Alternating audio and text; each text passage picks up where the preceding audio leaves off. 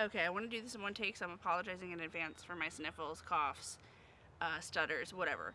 I am a multi-passionate person, and I feel like I have some thoughts around that, especially around being multi-passionate and an adult, right? So in high school, right, I was in everything. I did cheerleading from kindergarten until basically I was a junior in college. I did soccer from second grade to eighth grade. I was in chorus starting in fourth grade until my senior year. I was in band starting in fifth grade until my senior year. I was in a youth group at my church. I was a Girl Scout. I was also on a board of Girl Scouts that planned events for other Girl Scouts. I was in the Honor Society. I was in the musical. I did like an ensemble group a couple of times here or there, like for women's choir or for different, like specialty choirs. I did a lot of things, is what I'm saying.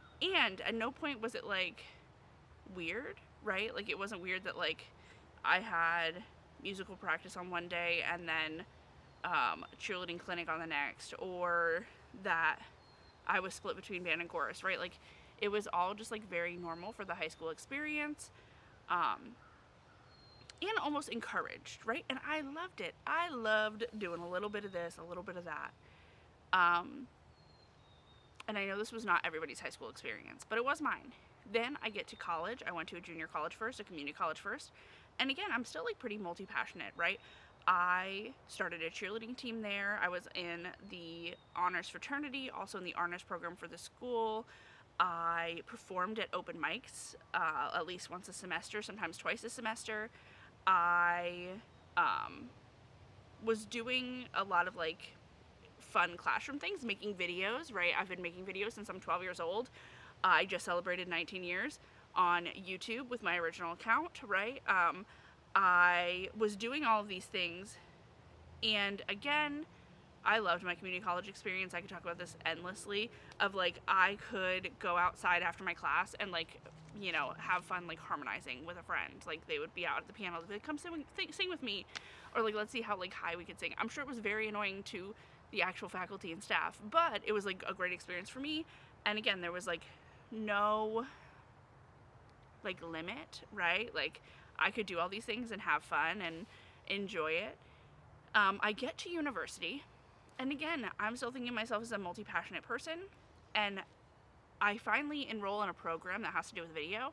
And what I learned very quickly is that I assumed that all of us who wanted to do video production or TV production or whatever that looks like have been making videos for a good while, right? This is not our first intro into like doing this sort of thing. Boy, was I wrong. One, I was like teased. It was almost like I was back in high school, because I will say I was bullied in high school for doing YouTube, but that's another story. But I was like teased for like, why are you making these YouTube videos? That's like so weird, right? And the year was not like, I don't know, it was just very strange. It was 2015 to 2017, right? So I was like kind of mocked for like making YouTube videos. And then I quickly learned that it was a very male heavy program, right? So there was a lot of men, and there was a lot of times where I was the only woman, the only young woman in the class, or it was one of like two or three, right? In especially like the TV production classes, right? In some of the other like either graphic design or photography classes, it was like a little bit more mixed, but especially in the TV or like the audio production classes, I was like one of two gals. And what I also learned is that a lot of the gals that were not necessarily even in the program but were taking the classes, maybe they were comms majors or whatever, they were doing this because they wanted to be in front of the camera, and they wanted to have the skill set. Like I think it's very smart what they did, but they wanted to have the skill set of like knowing what was going on behind the camera. But really at the end of the day, they wanted to be an MMJ, or they wanted to be a reporter, or they wanted to be some kind of like on-air talent. And I have never really had a desire to do that. Not that I think, like, I've never had a desire to do that. Obviously, I told you I've performed in a lot of ways. But truthfully, like, I really love the art of making content, which was not called content in 2015, right? I really loved making videos. I loved, producing television segments, those kind of things. Like, I really enjoyed that. And I didn't want anyone to get confused and think I was just another girl trying to be in front of the camera. So, and it's funny because Haley Williams has this line that's like, had to kill my feminine to do it. And I really feel like university kind of like killed some pieces of me. Maybe some of my feminine, but I did push back on that a lot. But especially a lot of like being this multi-passionate person, right? My university really kind of like was hoping to for me, or like not really my university, but like the culture is really like different. I don't know how else to explain it. And I feel like that also kind of shaped what happened when I moved into adulthood, because again, right, we get it all the time with WeSee when it's like, oh, so Brad, there's a bug on my glasses, it's a spider. I know I'm in your house, but you can't live here. I'm so sorry. There's times where people will ask Brad, like, oh, you do the editing and all the videography, and she's just the brains, or she's just the face, or whatever. And one, for my self-esteem, that's great, because as we've talked about before, right? But that's definitely not the case. Like, I am the primary creative visionary, I would say, in our business. And I am also I am the editor, right? Unless we send an editor out to the freelancer, you can expect that most of the time it is me. Brad does do a lot more gear related stuff, which I guess is like more masculine anyway, but like whatever, that doesn't really matter. I can also work our gear. We can shoot separately, we can shoot together. We have to be able to do that because it's only the two of us in this business. But I think that like the gendered bias has always been a part of this journey that I'm on. And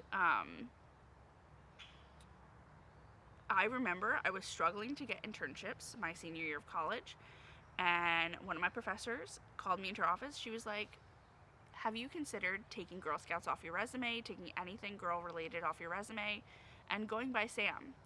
Because she was a woman that worked in television production for a lot of years, and she too had kind of a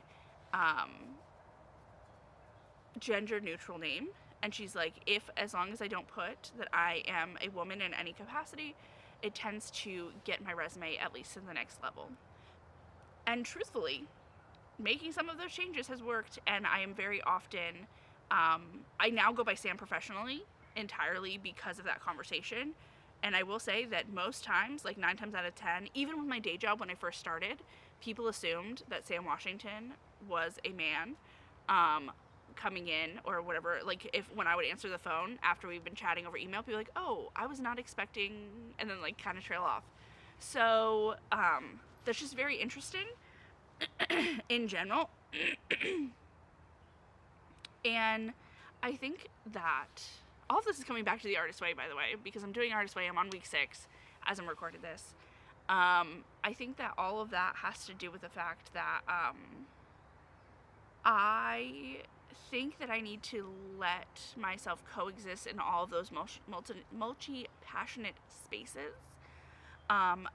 And it's funny because there's been a couple of like moments. So last fall I did a talk during the Audacity to Speak. It's a women's kind of like seminar, summit, whatever we want to call it, where a bunch of women speak and they get a video that that me and Brad produce and film during that event. But anyways, that doesn't matter.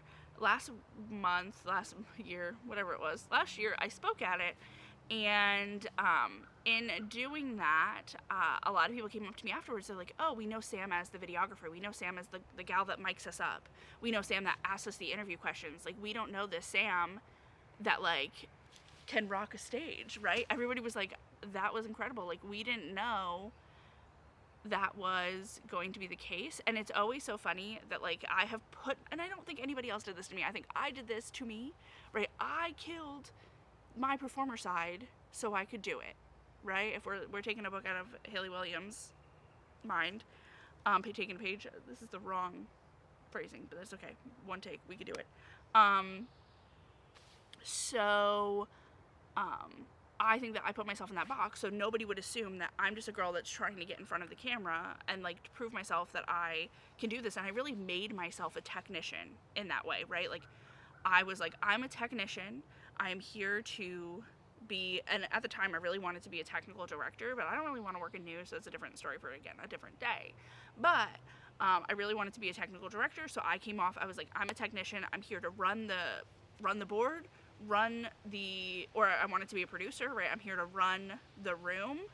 I'm here to manage everybody. I am not here to be performing, because I wanted everybody to kind of like take me seriously, I guess.